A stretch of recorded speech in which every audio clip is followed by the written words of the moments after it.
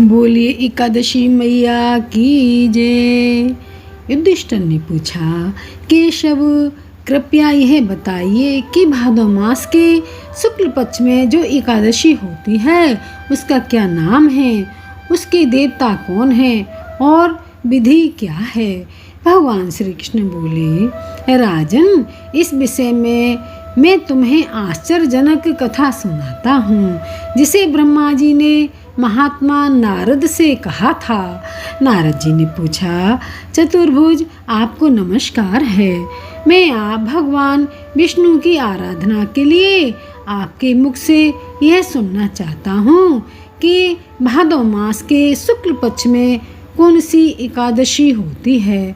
ब्रह्मा जी ने कहा, मुनिश्रेष्ठ, तुमने बहुत उत्तम बात पूछी है। भादों के शुक्ल पक्ष की एकादशी पद्मा के नाम से विख्यात है। उस दिन भगवान ऋषिकेश की पूजा होती है। यह उत्तम व्रत अवश्य करना चाहिए।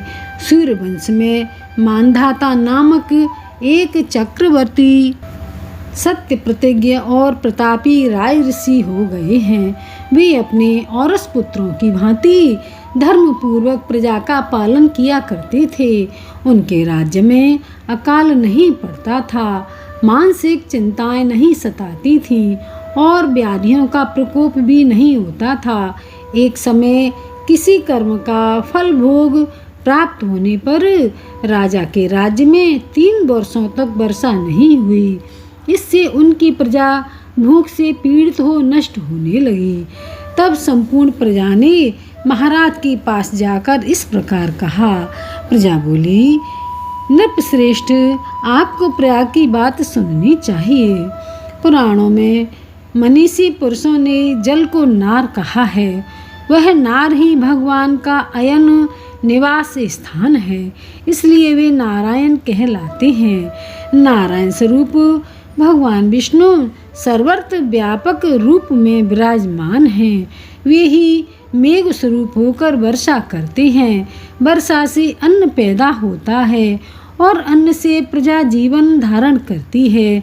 नृपश्रेष्ठ, इस समय अन्न के बिना प्रजा का नाश हो रहा है, अतः ऐसा कोई उपाय कीजिए जिससे हमारे योगक्षेम का निर्वाह हो सके। राजा ने कहा, आप लोगों का कथन सत्य है, क्योंकि अन्न को ब्रह्म कहा गया है।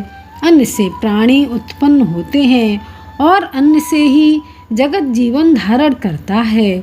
लोक में बहुधा ऐसा सुना जाता है तथा पुराण में भी बहुत विस्तार के साथ ऐसा वर्णन है कि राजाओं के अत्याचार से प्रजा को पीड़ा होती है। किंतु जब मैं बुद्धि से विचार करता हूँ तो मुझे अपना किया हुआ कोई अपराध नहीं दिखाई देता।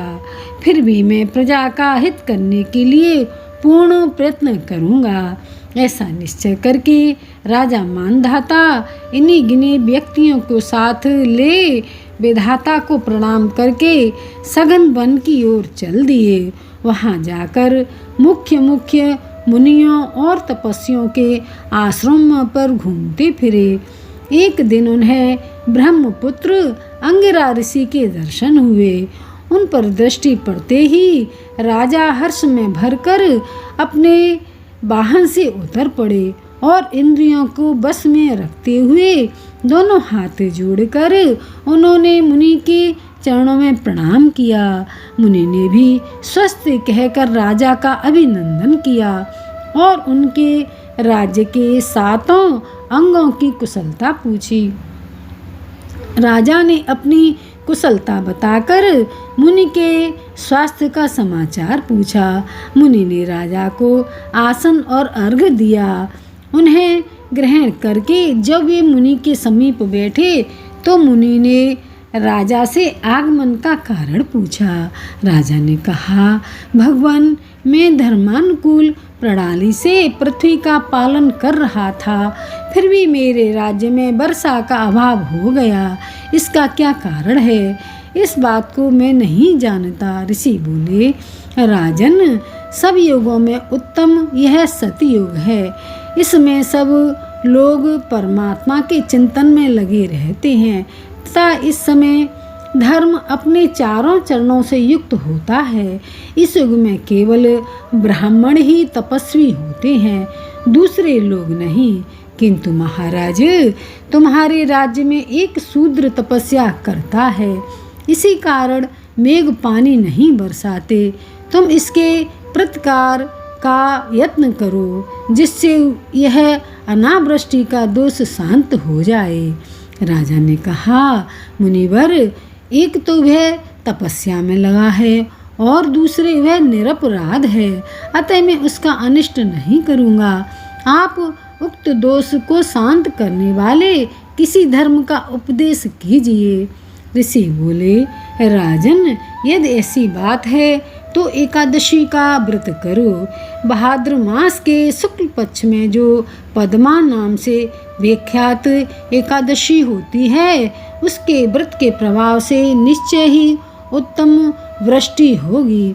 नरेश, तुम अपने प्रजा और परिजनों के साथ इसका व्रत करो। ऋषि के ये वचन सुनकर राजा अपने घर लौट आए। उन्होंने चारों वर्णों के समस्त प्रजा के साथ भादों के शुक्ल पक्ष की पद्मा एकादशी का व्रत किया। इस प्रकार व्रत करने पर मेघ पानी बरसाने लगे, पृथ्वी जल से आप्लावित हो गई और हरी भरी खेती से सुशोभित होने लगी। उस व्रत के प्रभाव से सब लोग सुखी हो गए। भगवान श्री कृष्ण कहते हैं, राजन, इस कारण इस उत्तम व्रत का अनुष्ठान अवश्य करना चाहिए।